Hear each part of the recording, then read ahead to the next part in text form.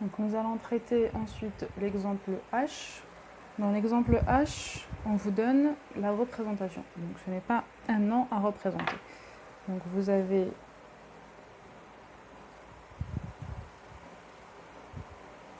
un cyclohexane avec un groupement méthyle, un groupement méthyle, un groupement OH. Donc première chose à faire, c'est définir les carbones asymétriques. Donc ici, on a un hydrogène et bien évidemment ici aussi. Donc là, vous avez un groupement CH3, un groupement H, ensuite un carbone lié à un carbone et un carbone lié qu'à des hydrogènes. Donc les 4 groupements sont différents, c'est un carbone asymétrique.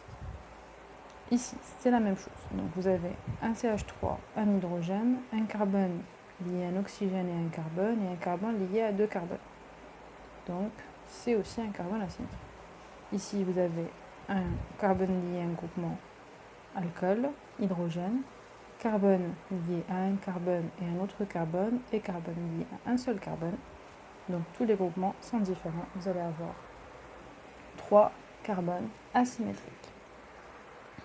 Pour représenter la configuration absolue, même conseil, choisissez la facilité, ne vous compliquez pas l'existence.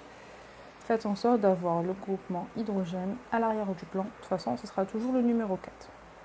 Si vous avez des hydrogènes. Dans ce cas, nous en avons. Donc, le cycle.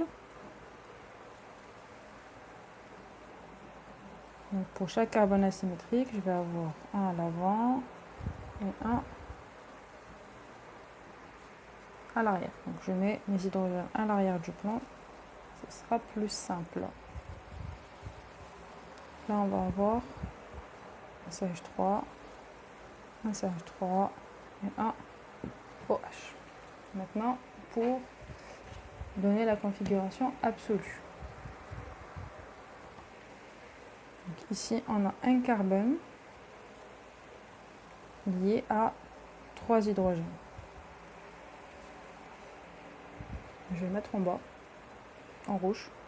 Donc carbone, hydrogène, hydrogène.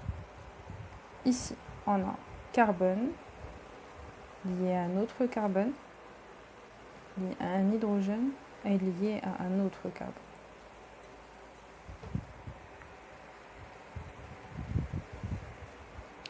Et pour ce côté-là, nous avons un carbone qui est lié à hydrogène, hydrogène et carbone. Voilà. Donc là, 3 hydrogènes, un hydrogène, 2 carbones et un carbone. Donc celui-là va être supérieur à celui-ci. Et bien évidemment, il va être supérieur à celui-là. Donc le numéro 3, c'est celui-ci. Le numéro 1, c'est celui qui a le non maximum de carbone.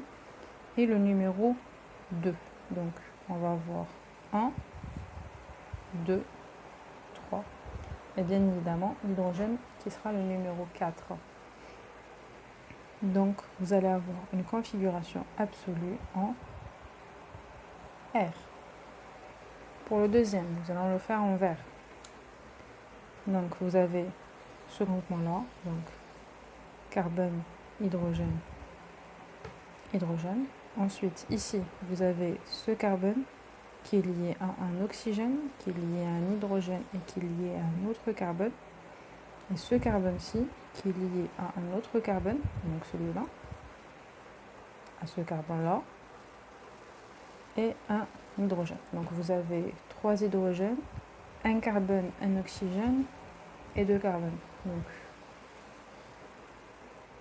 l'oxygène l'emporte sur le carbone et les hydrogènes par rapport au reste. Voilà, donc ça sera aussi numéro 1, numéro 2 et numéro 3. Donc le groupement numéro 1 c'est celui-là, le groupement numéro 2 il est là et le groupement numéro 3 ici, toujours hydrogène numéro 4. Donc vous allez avoir une configuration également en R. Pour le dernier, on va le faire en violet. Donc vous allez avoir donc celui-là, donc c'est un oxygène. Automatiquement, ce sera le numéro 1. Donc ici, vous allez avoir un carbone qui est lié à un carbone, qui est lié à un autre carbone et qui est lié à un hydrogène. Alors que de ce côté-ci, vous avez un carbone qui est lié à 2 oxygènes et à un carbone. Donc supérieur, supérieur. Là, c'est le groupement OH. Donc le numéro 1, le numéro 2 et le numéro 3. Donc 1, 2, 3, sens anti-horaire. Donc c'est une configuration S. Donc on vient de représenter R, R, S.